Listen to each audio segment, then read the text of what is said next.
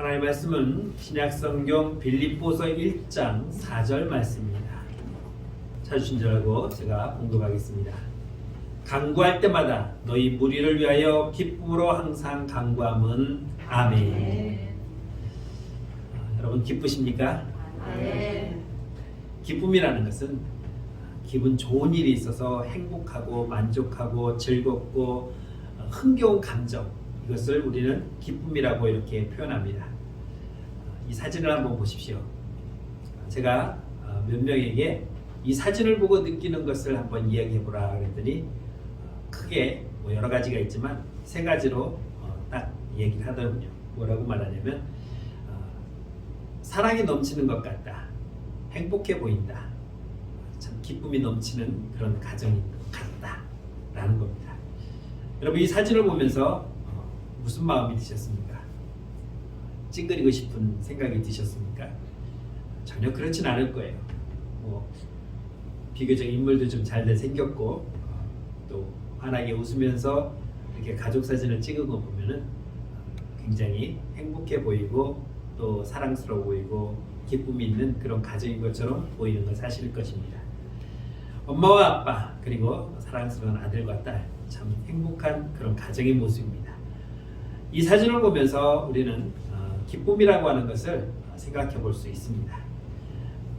우리는 지난 3년째 지금 코로나라고 하는 이 바이러스로 인해서 많은 사람들이 기쁨을 잃어버리고 살았습니다.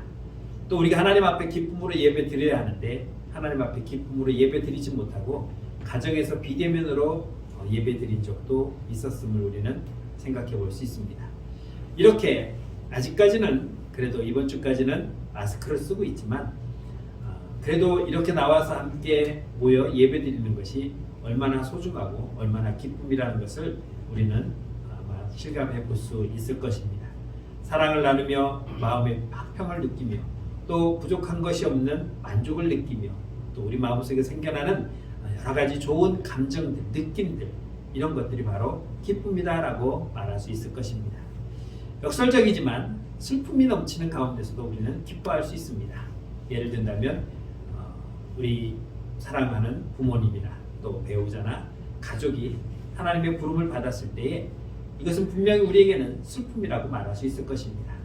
더 이상 이 땅에서 그들과 마주할 수 없고 그들과 이야기할 수 없고 볼 수도 없는 정말 슬픔인 것은 사실입니다. 그러나 그 슬픔이 우리에게는, 세상 사람들에게는 끝까지 슬픔으로 남겠지만 우리에게는 그 슬픔이 변하여 기쁨이 된다는 것은 무엇을 의미하냐면 나와 함께 했던 부모님이나 내 사랑하는 배우자나 우리 가족들이 정말 예수를 믿었다면 우리는 그들이 이 세상에서 간이 하나님 나라에서 영원토록 슬픔과 괴로움과 고통과 질병과 어떤 고난 이런 것들이 하나도 없는 그곳에서 영원토록 평화를 누리며 기쁨으로 살아갈 것을 생각한다면 우리는 마냥 슬퍼할 것은 아니고 오히려 우리도 그 장례를 통해서 나도 이제 주님의 나라에 가면 그런 기쁨의 속에서 살아갈 것을 생각한다면 오늘 이 슬픔이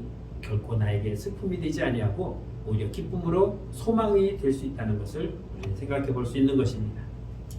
영원한 평안, 영원한 안식, 그리고 영원한 기쁨이 있는 그 나라, 주님은 우리에게 그것을 선물로 주셨습니다. 세상 그 어느 것도 비교할 수 없는 엄청난 선물을 우리에게 주셨다는 것입니다. 하지만 우리는 이 기쁨이 우리에게만 주어졌다는 것에 대해서 마냥 기뻐할 수는 없습니다.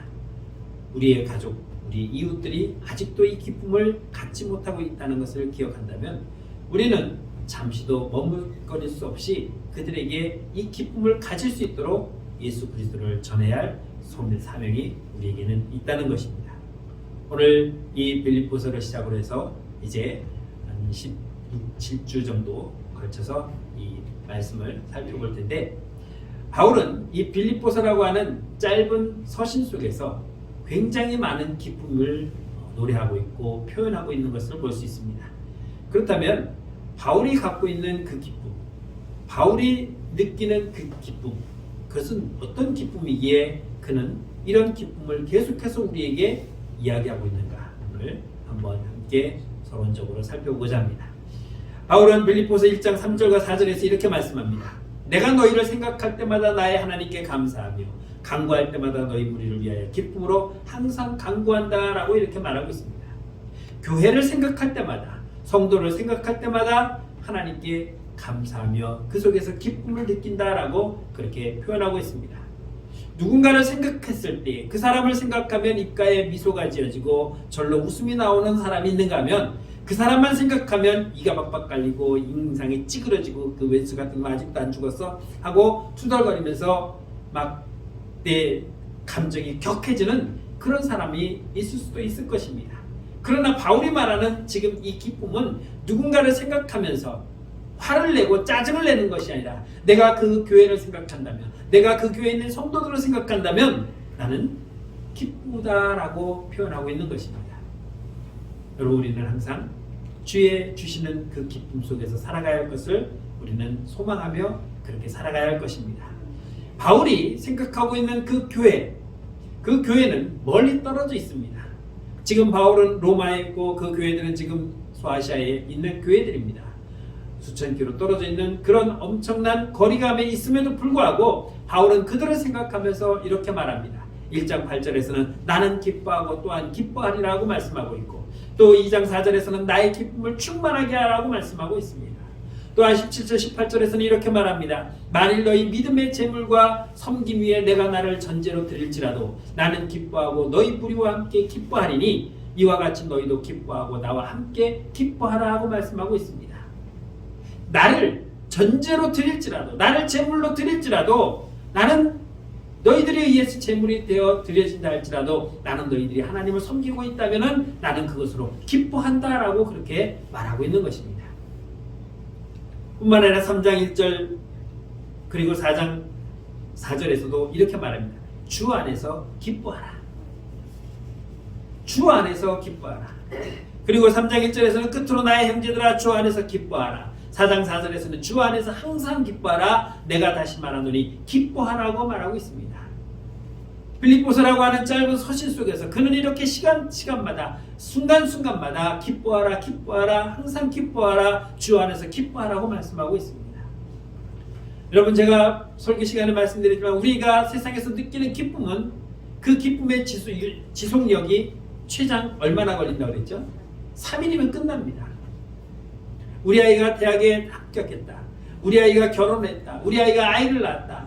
우리 남편이 승진을 했다. 우리가 심지어는 복권을 맞았다 할지라도 그 기쁨은 3일 지나면 사라져버리고 잊혀진다는 겁니다.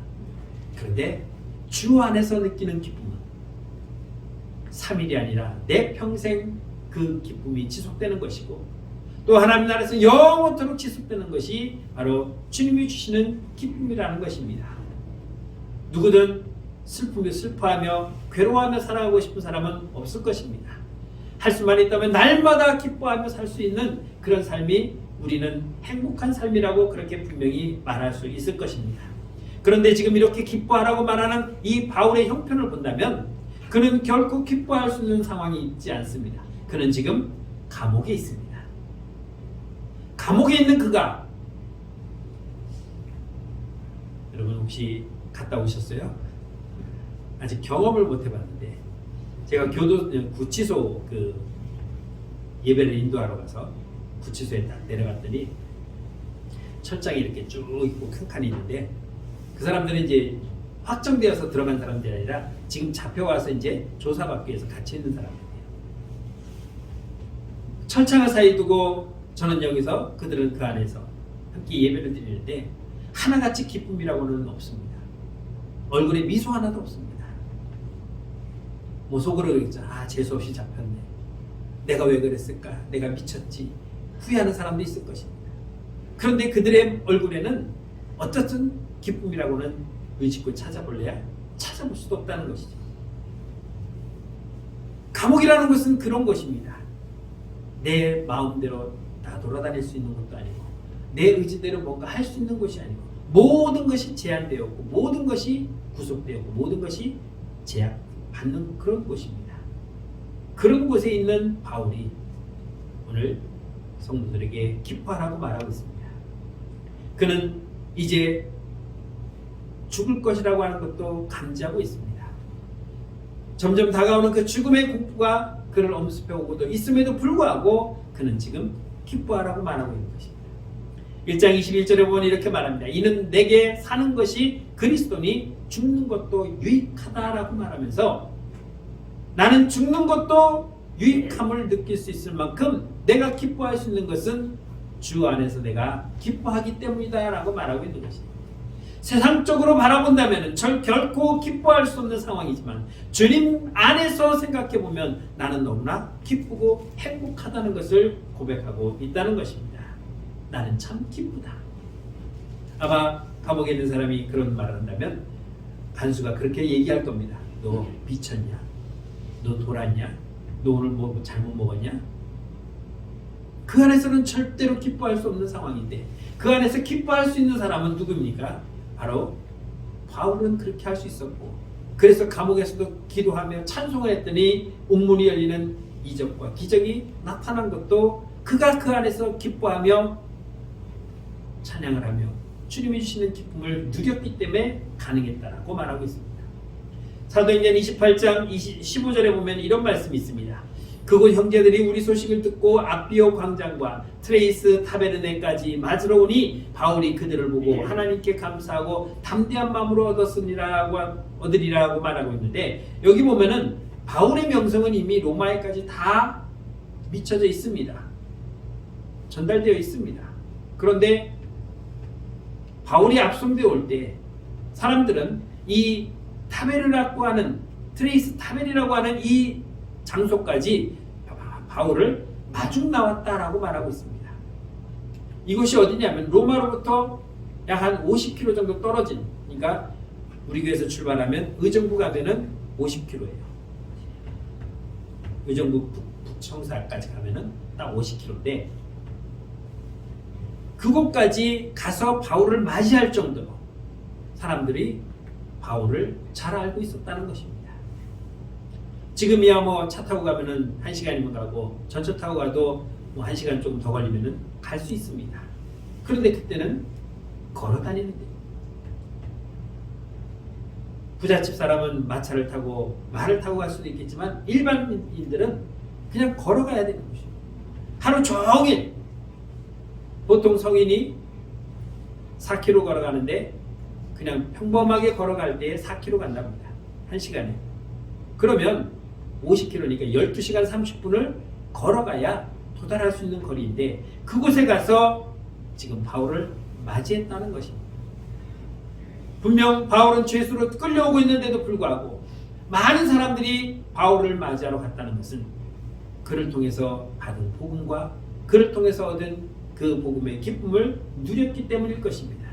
그런데 한 2년 정도는 그리고 감옥이라고 해도 갇혀있는 그런 감옥이 아니라 가택연금 상태에서 있었기 때문에 많은 사람들과 만나서 함께 교제하며 또 성경 공부도 하며 또 전도도 할 수 있었던 그런 실상은 감옥 아닌 감옥 같은 그런 곳에서 조금은 자유롭게 살 수 있었습니다. 디모데후서 1장 16절로 17절에 보면 이렇게 말씀합니다. 원하건대 주께서 오네시보로의 집에 긍휼을 베푸시옵소서. 그가 나를 자주 격려해주고 내가 사슬에 매인 것을 부끄러워하지 아니하고 로마에 있을 때에 나를 부지런히 찾아와 만났음이라고 말하고 있습니다. 처음에는 자유롭게 그렇게 가택연금돼 있었는데 상황이 바뀌었습니다. 네로 황제가 기독교 박해를 하면서 바울도 지하 감옥으로 장소가 옮겨졌습니다. 그런데 여기서 보면은 오네시보라라는 사람이 부지런히 찾아서 만나려고 애썼다라고 말하는데 그 말은 무엇이냐면 감옥에 갇혔는데 지금 어느 감옥에 갇혀 있는지 모르겠다는 것입니다. 그만큼 사람들은 이제 바울을 찾지 않았고 바울로부터 떠나갔고 바울을 잊어버렸습니다. 가택연금했을 때는 자유롭게 만났지만 이제 진짜 지역 감옥에 갇혔다 하니까 찾아갈 수도 없었고 찾지도 않았습니다. 괜히 찾았다가 나도 엮여서 죽을 수 있기 때문에. 그런데 오네시보로는 그런 바울을 부지런히 찾았다라고 말하고 있습니다.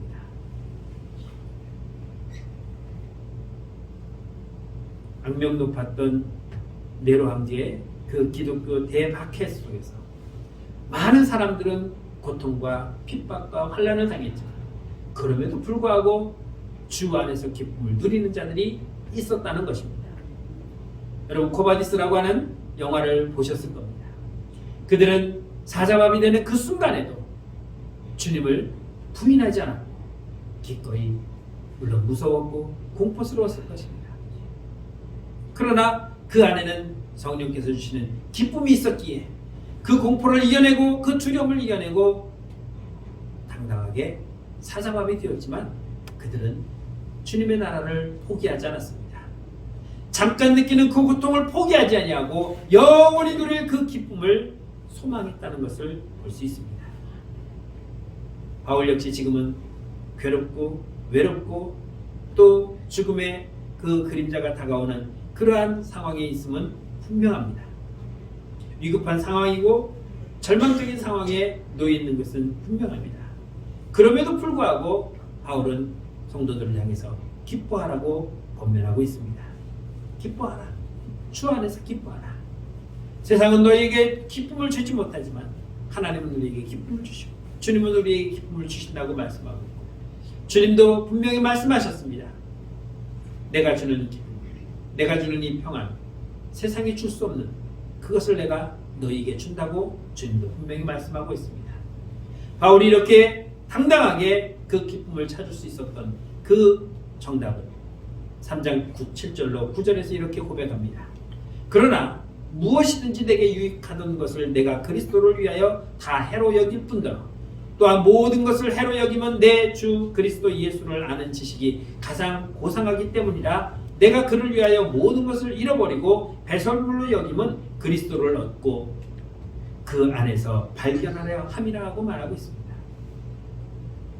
여러분, 내가 살아가면서 누렸던 많은 것들 중에 내게 유익한 것들이 많이 있을 것입니다. 그 유익한 것들을 가지고 우리는 살아갑니다. 이렇게 했더니 농사가 잘 되고 이렇게 했더니 뭐 사업이 잘 되고 이렇게 했더니 일이 잘 풀리더라 하면은 그것을 가지고 그 유익한 것을 가지고 살아갑니다. 그런데 오늘 바울이 그렇게 살아가면서 누렸던 그 유익한 것이 무엇이었느냐? 자기도 그것이 학문이었고 가문이었고 또 명예였고 권세인 것으로 알고 있었는데 나중에 보니 그런 것들은 아무것도 아니었다는 것입니다. 여호와를 아는 것이, 예수 그리스도를 아는 것이 가장 고상하고 가장 가치 있는 것으로 알다 보니까 다른 것들은 이제 좋아 보이지 않는다는 것입니다. 그러니까 있어봤자 쓰지도 않는 것, 있어봤자 귀찮은 것, 그런 거 그냥 버려버리는 거죠. 배설물로 여기고 과감하게 버릴 수 있었다는 것입니다. 돈 싫어하는 사람이 있습니까? 명예 싫어하는 사람이 있습니까? 권세 싫어하는 사람이 있습니까? 알아야 면장을 하지 라는 말에 내가 몰라서 면장을 하는 거지 알면은 면장을 시켜줄 수 있다는 거 아니에요? 사람들은 싫어하지 않습니다. 다 좋아합니다. 그게 가장 좋은 것인 줄 알고. 그런데 바울도 그것이 가장 좋은 줄 알고 자랑했습니다. 나는 베냐민 지파 사람이고 나는 난지 8일 만에 할례를 행했으며 나는 바리새인이고 나는 가말리엘 문화생이다. 나는 로마 시민권 있는 사람이라고 자랑했던 그것이 예수를 알고 나니까 아무것도 아니었다는 것입니다. 그래서 다 버렸다는 거예요. 그냥 버린 게 아닙니다. 가장 가치 있는 걸 찾으니까 그게 값어치 없어 보였다는 것이죠. 그런데 세상 사람들은 아직도 그것이 가장 귀하고 좋은 것이라고 달려가는데 그들의 눈이 바뀌어지면 그들도 분명히 그럴 것입니다. 그러니 너희가 기뻐할 수 있는 이유는 내가 만난 예수를 너희도 만났으니 그 안에서 기뻐하라고 지금 권면하고 있는 것입니다. 세상에 귀한 것이 얼마나 많습니까? 가치 있는 것이 얼마나 많습니까? 그런데 그 가치 있는 것이 그렇게 좋은 것이 주님과 비교할 때는 아무것도 아니라는 것입니다. 오직 예수 그리스도를 아는 것이 가장 고상한 것이고 가장 귀한 것이라고 깨닫고 나니까 지금 당하는 이 환난과 고난과 이 고통이 그렇게 싫지만은 않고, 그럼에도 불구하고 그런 것을 통해서라도 나는 주님과 함께 있음을 기억하고 오히려 기뻐할 수 있다라고 말하고 있습니다. 그래서 내가 이렇게 기뻐할 수 있는 것은 그리스도를 얻고 그 안에서 그리스도를 발견하려고 애쓰는 이것이 나에게는 가장 귀한 것이고 기쁨이다라고 말하고 있는 것입니다. 여러분, 공부할 때 모르는 문제가 있었는데 이래 풀어봐도 안 되고 저리 풀어봐도 안 되는데 어느 순간 딱 그게 떠올랐어요. 이거구나 했을 때 그 기쁨, 당연한 건데, 내가 몰랐던 건데, 내가 이해를 못했던 건데 이해하고 나니까 이거구나.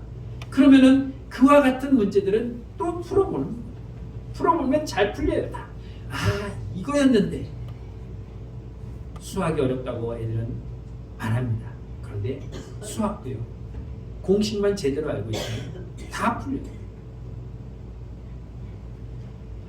근데 그 공식을 애들이 안 외워요. 몰라요.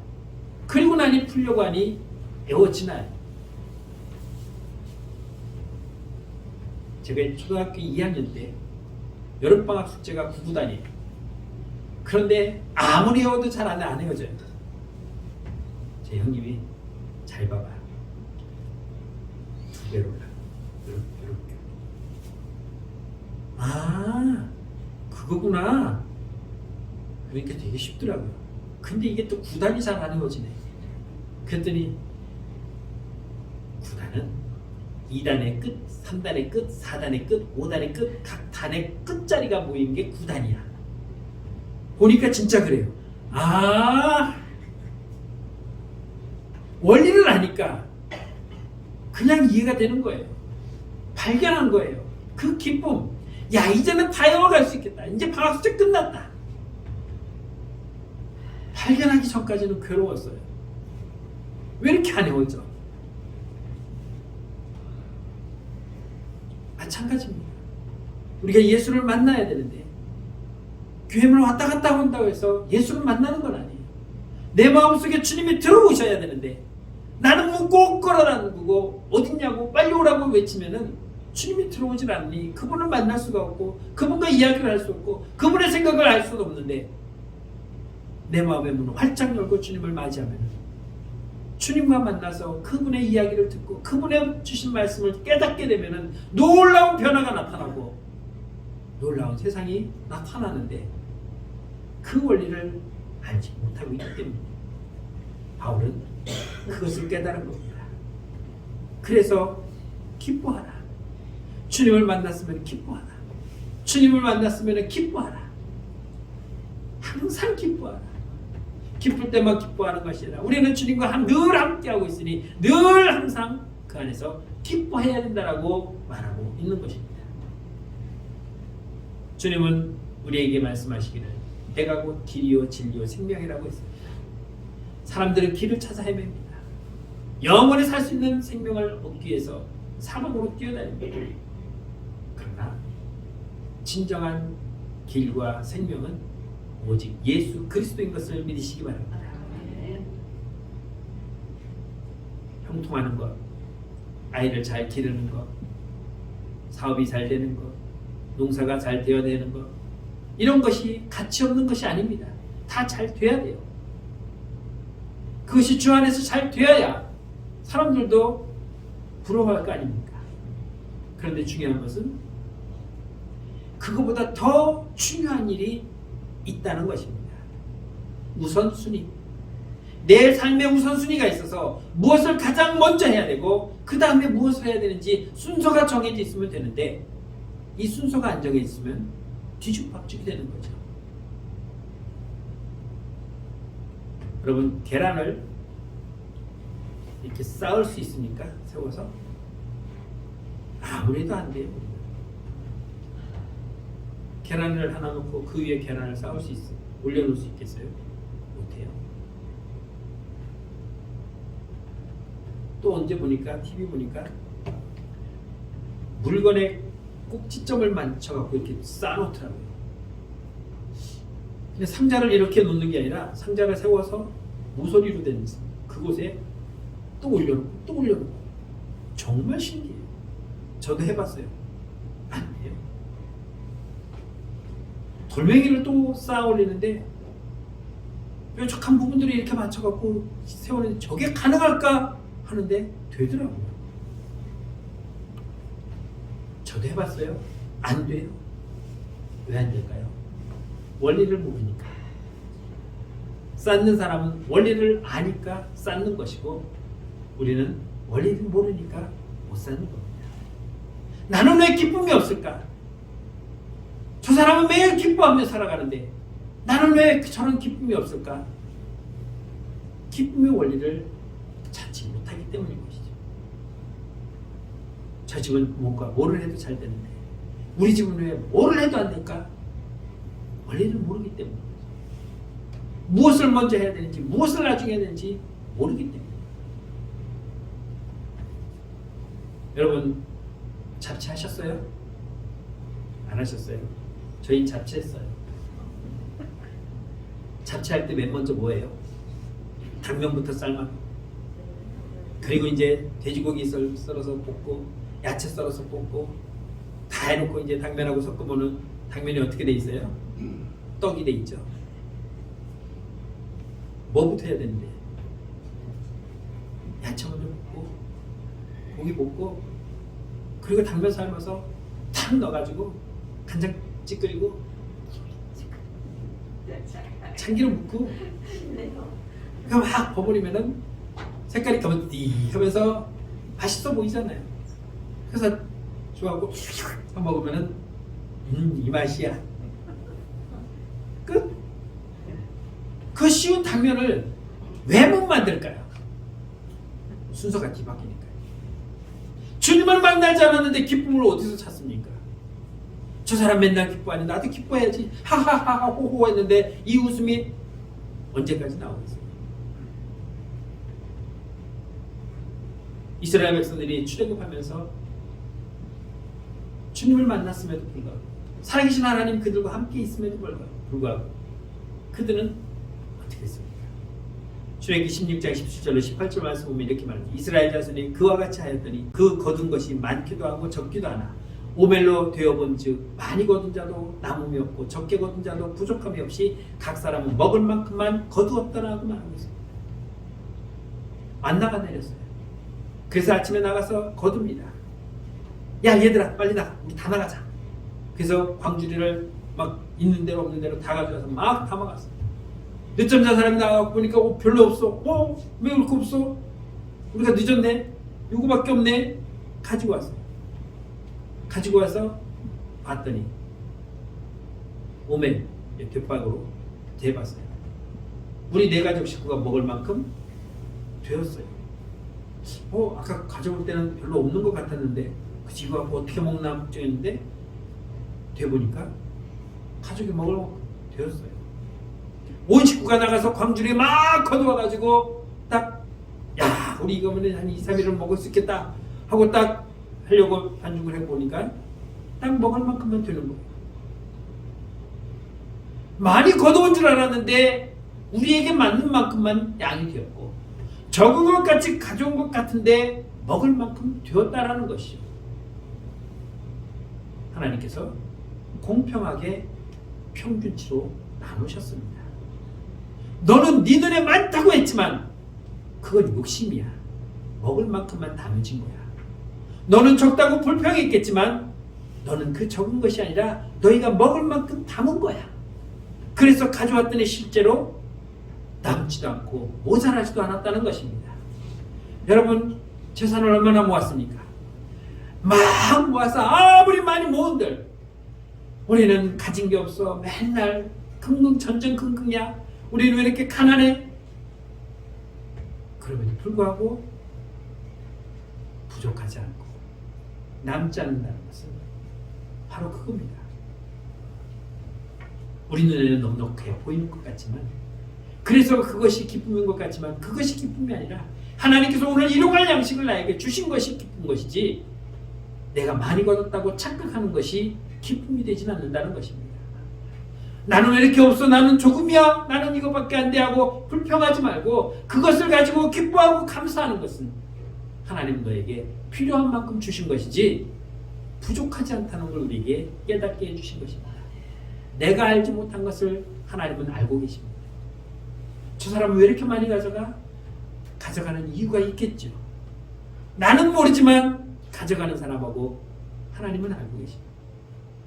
나는 왜 이렇게 없어? 하나님 내가 없는 거 알고 계세요. 그렇다고 해서 내가 모자라게 사는 것이 아니라 내가 필요한 만큼은 주고 있다는 것을 우리는 잊고 있는 것입니다. 그저 저 사람이 많이 있으니까 많은 것처럼 보이고 나도 저만큼 있어야 되는데 라고 하지만 실제로는 내게 필요한 것은 이거밖에 안 되는 거예요. 그러니 많다고 자랑하지 말고 없다고 불평하지 마세요. 하나님은 필요한 만큼 다 주신 것입니다. 아멘. 이것이 그리스도를 아는 지식입니다. 그 은혜가 내게 족하다. 이만큼 주신 것이 내게 받은 은혜이고 이만큼 주신 것이 그가 받은 은혜인 것입니다. 아멘. 감사할 줄 모르면 우리 삶 가운데서 감사가 없으면 내가 만족하는 내가 족한 줄로 아는 그 마음이 없으면 절대로 그 안에서 기쁨이 나올 수 없는 것입니다. 그러니 감사가 되어야 되는 거죠. 이렇게 나와서 예배 드리는 것이 얼마나 기쁘고 감사한 줄 안다면 우리는 이 시간을 결코 빼먹을 수가 없는 것이죠. 나오고 싶어도 못 나올 때가 있었습니다. 드리고 싶어도 못 드릴 시대가 있었습니다. 우리는 그래도 문화의 혜택을 받으면서 비대면으로 드렸지만 초대교회는 아예 그렇게 하지도 못했고 무덤 속으로 들어가고 동굴 속으로 들어가야만 했던 그들의 심정을 한번 생각해 보십시오. 뭐 거기까지 안 가도 일제시대만을 봐도 6.25 공산치하에서도 마음대로 예배 드리지 못하고 오히려 죽음을 내놓고 드려야 하는 그러다가 죽을 수밖에 없었던 그 심정들을 한번 생각해 본다면 오늘 이 정도는 얼마나 감사합니까? 주님 앞에 나와서 기쁨으로 감사하며 예배드리는 것, 이것이 우리에게는 가장 귀하고 복된 삶이고 이것이 우리에게는 소중한 것임을 기억하시기 바랍니다.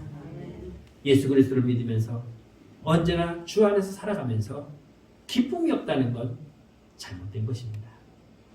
우리가 하나님 앞에 예배드림으로, 우리가 하나님 앞에 기도함으로, 우리가 하나님의 기도의 응답을 받음으로 우리는 그 안에서 기뻐하며 살아갈 수가 있는 것입니다. 주님이 나와 함께 하고 있음을 기뻐하고 주님이 우리에게 주시는 것을 감사하며 기뻐하고 그 기쁨으로 하나님 앞에 엎드려 경배하며 예배드림이 기쁘고 감사하며 환난과 시련이 와도 두려워하지 아니하고 오히려 그 앞에서 당당할 수 있는 것은 우리 안에 주님이 주시는 참된 기쁨과 참된 소망과 그리고 평강이 있기 때문인 것입니다. 이러한 기쁨이 영원토록 여러분들의 삶에 차고 넘치시기를 주의 이름으로 축원합니다. 기도하겠습니다. 참 좋으신 하나님 은혜를 감사합니다. 바울이 느꼈던 그 모든 기쁨은 주 안에서 얻은 기쁨이었고 그것이 얼마나 고상한 것인가를 깨달음으로 얻은 기쁨이었습니다. 아직도 우리가 바울과 같이 그 기쁨을 얻지 못했다면 내가 버려야 할 것을 버리지 못함이 아닙니까? 우리가 먼저 해야 할 일을 행하지 못함이 아닙니까? 주님이 내 안에 계시지 아니하고 아직도 나는 교회만 구경하러 다니는 그러한 심정은 아닌지 우리가 다시 한번 깨닫게 하시고 내 안에서 주님의 참된 위로와 평안 그리고 주님이 주시는 그 기쁨이 차고 넘칠 수 있도록 은혜 내려 주옵소서. 예수님의 이름으로 감사하며 기도드렸습니다. 아멘.